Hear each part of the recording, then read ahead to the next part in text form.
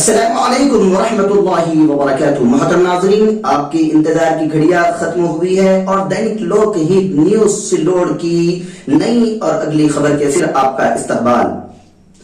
ناظرین، علماء اور مدارس سے نفرت کرنے والوں کا ڈی این اے ٹیسٹ کیا جائے۔ مفتی ہارون ندوی جلگاؤ خاندیش اورنگ آباد دارالعلوم محمدیہ کے سالانہ اجلاس میں بہت ہی اہم خطاب۔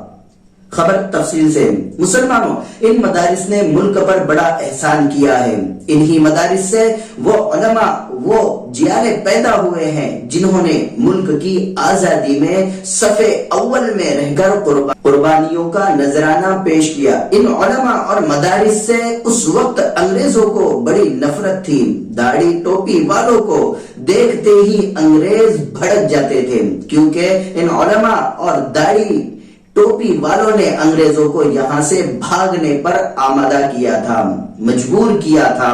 انگریزوں بھارت چھوڑو، انقلاب زندہ باد جیسے نعروں کے ساتھ تحریک آزادی وطن کا ماحول بنایا اور انگریزوں کے خلاف فتویٰ دیا، اور پھر ایک دن اللہ تعالیٰ نے آزادی کا تحفہ نصیب فرمایا۔ اس لیے انگریز ان مدارس اور علماء سے بڑی نفرت کرتے تھے، اور آج بھی کچھ لوگ ان مدارس اور علماء سے نفرت کرتے ہیں۔ مجھے یقین ہے کہ اگر ان کا ڈی این اے ٹیسٹ کیا جائے تو انگریزوں سے ملے گا۔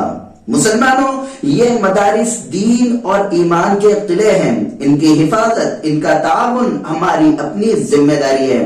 یہ حکومت کی بھیک اور خیرات پر نہیں چلتے ہیں، اور ہمارے بزرگوں کو اللہ تعالیٰ نے بڑی دور اندیشی عطا کی تھی جو انہوں نے مدارس کے لیے حکومت سے کسی قسم کا تعاون حاصل کرنے سے گریز کیا، ورنہ آج مدارس بھی حکومت کے محتاج اور دینی ایمانی تعلیم کی خدمات کے بجائے کچھ اور کرنے پر مجبور ہوتے ہیں۔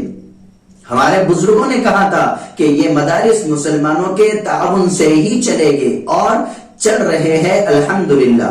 ان مدارس کو ہر طرح سے تعاون کر کے حفاظت کرو اور اپنے بچوں کو دین کی تعلیم سے بھی وابستہ کرو۔ دنیا پڑھاؤ سکھاؤ، کوئی حرج نہیں، لیکن اسلام تمہیں منع نہیں کرتا، مگر اپنے بچوں کو دین اسلام کی طرف مائل کرو، ورنہ ایمان و اسلام پر ڈاکہ ڈالنے والے بچوں کے ایمان اسلام کے ساتھ کھیل رہے ہیں اور بیٹیاں ارتداد کی طرف مائل ہو رہی ہیں۔ ایسے بہت ہی پیارے خیالات کا اظہار ملک کے مشہور دینی، علمی، سیاسی میدان میں صف اول میں رہ کر بے باک کام کرنے والے عالم دین مفتی محمد ہارون ندوی جلگاؤ خاندیش نے اپنے تفصیلی خطاب میں فرمایا۔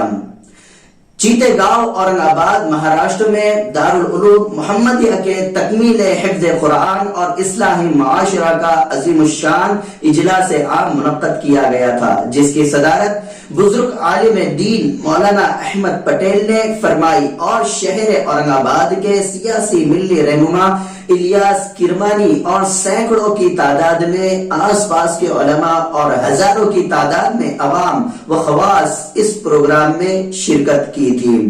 حفظ قرآن کریم کی دستار بندی کی گئی۔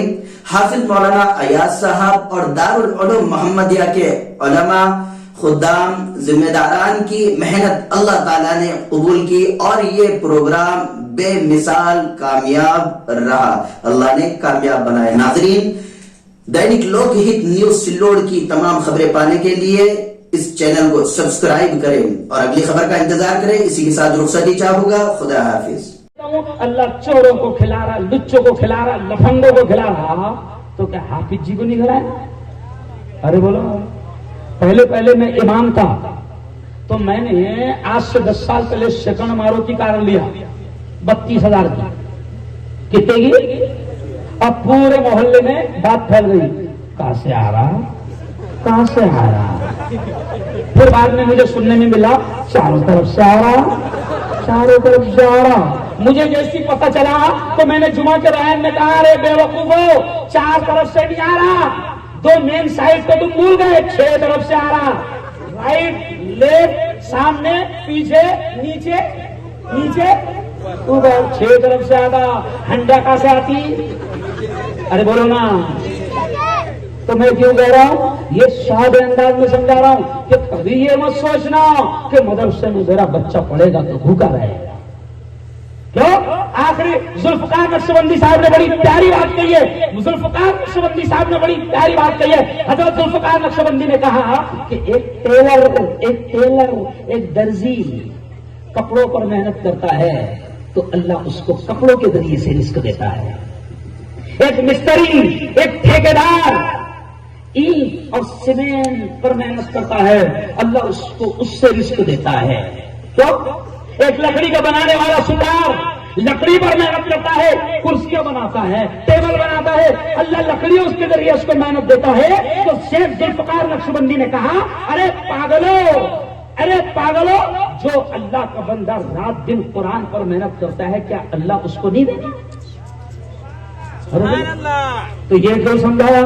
दिमाग में से निकाल लो कि मदरसे में पढ़ेगा तो क्या बनेगा, है ना, कैसी क्या होगा, है ना, उसका खुद का घर नहीं चलेगा तो हमको कैसी क्या चलाएगा।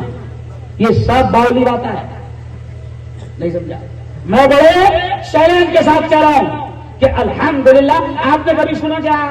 देखो मैं चैनल चलाता हूं, पेपर लिखता हूं, मैं आपको एक महीने में कितने इंजीनियर ने आत्महत्या की मैं बताऊंगा, कितने मालदारों ने खुदकुशी की मैं बताऊंगा। लेकिन चैलेंज है यार का कि महीने में 2 आलिम या हाफिज या इमाम ने आत्महत्या की, परेशान होकर मुझे बता दो।